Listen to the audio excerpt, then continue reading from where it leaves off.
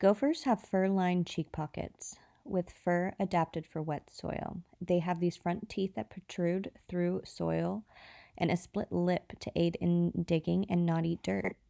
They have powerfully built forequarters and whiskers and a tail to help navigate.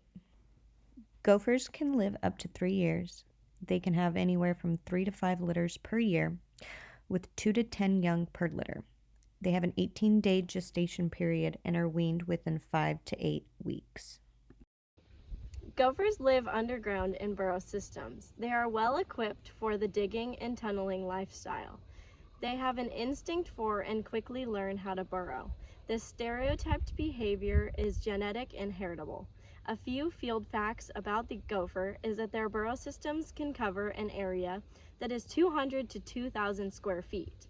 There can be anywhere from 1 to 200 gophers per acre, but usually numbers range from 16 to 20. One gopher can create several mounds in a day. When the soil is moist and easier to dig during the winter or spring, mound building is high. In lawns, flower beds, and gardens, gophers are active at all hours of the day and night year-round. For just one gopher, there are surface mounds and feeding burrows. Burrows are plugged during inactivity and will be open and clear while occupied. Some burrows are common and used by several gophers or other animals. Gophers, there's a couple signs that we can pick up on that lets us know that our little friends are around. So if you come over here, you can see there's this mound of dirt.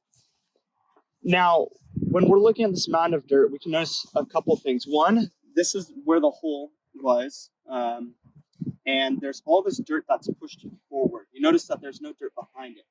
Now, that tells us right away that this is a gopher hole. The reason being, gophers, when they come up from their burrow system, their tunnels, they come at a diagonal angle. So when they're coming out of the hole, they're pushing the dirt forward. They can't, in order for them to get dirt behind the hole, they would have to come completely out of the hole. So that's why all of the dirt is pushed forward. Now, the reason they don't come out of the hole completely, they will if they come out of the hole, they're looking for food. So that's active. That would be morning. But when you see them kind of poking their heads out and not fully coming out of the hole, that's because they don't want to be spotted by predators. You have hawks and other animals around that will come in and take them out. So that's the gopher mound. And another way we can tell is just for a time reference, if the dirt is fresh, like it looks like it was just excavated, it's moist and it's dark, then that lets you know that the gopher was just got rid of that dirt. If it's dried up kind of like this tells me that this was from earlier in the day. So we know that right now that there's no gopher, and then obviously because it's plugged. Gophers are herbivores and nocturnal grazers. They like to feed on herbaceous parts of plants and feed around their burrow entry.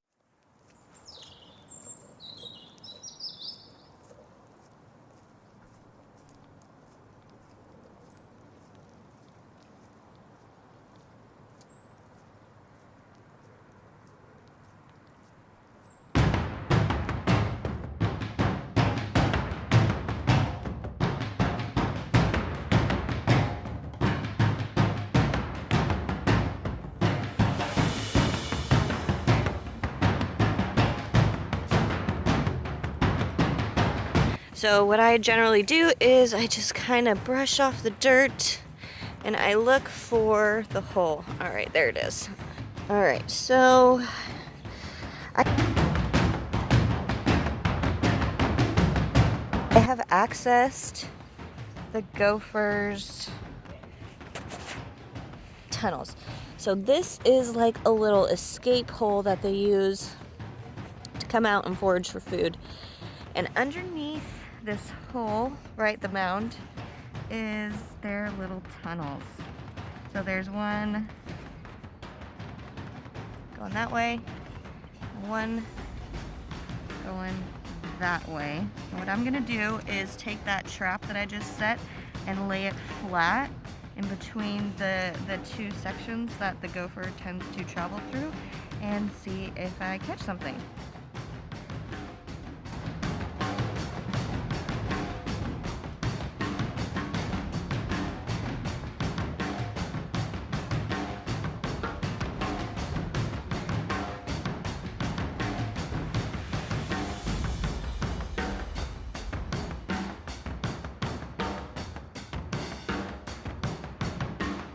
When you purchase the trap, I recommend adding a wire to your trap, like so, and staking it into the ground. I use these flags to stake into the ground so your little critter doesn't run away with your trap. Okay.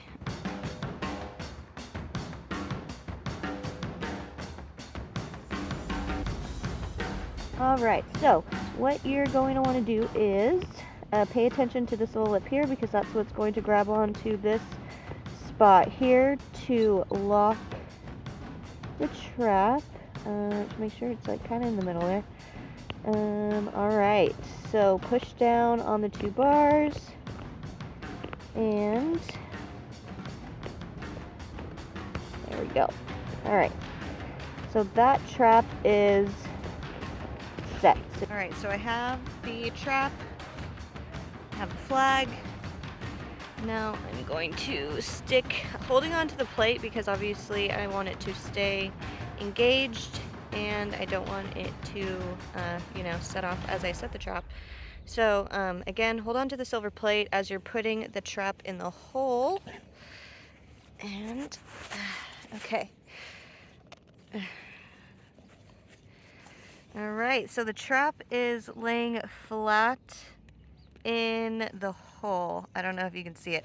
And again, so you see the you see the path going forward and behind. And so now I am Dozer, get out of the shot.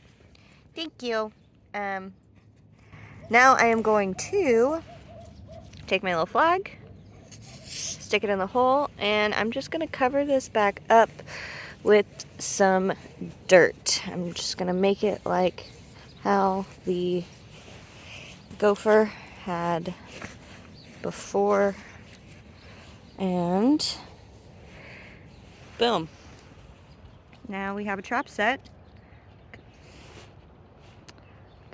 Come back and check it later.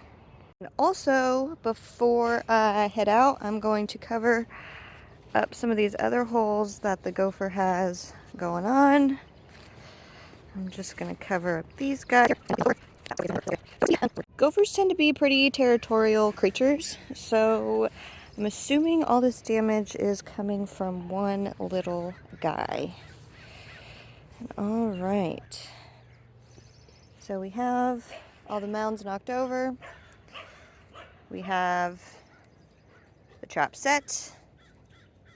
And again, we'll come back later in the afternoon. Check it out.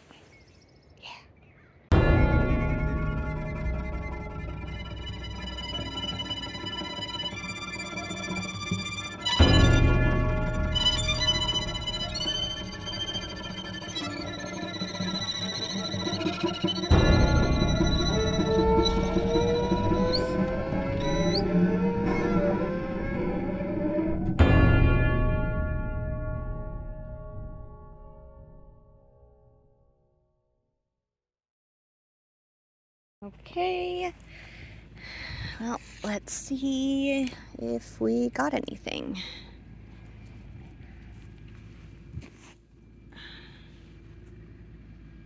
Oh, there we go. We got one.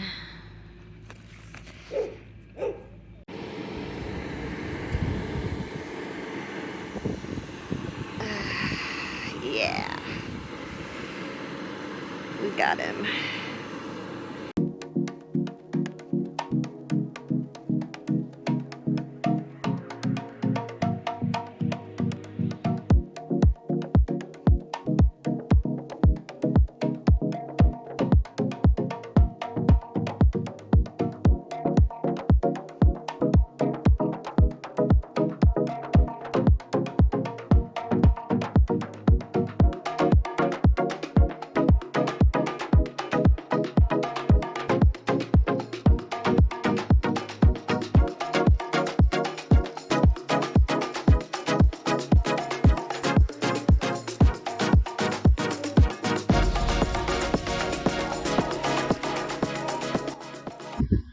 Today I'm demonstrating this handy little tool called the Gopher Hawk, and it goes into the ground to catch gophers below ground. So the purpose of it is to expose this yellow as soon as the gopher's in the trap.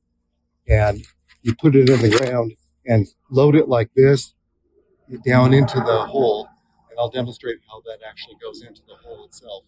And so let's snap that. Okay.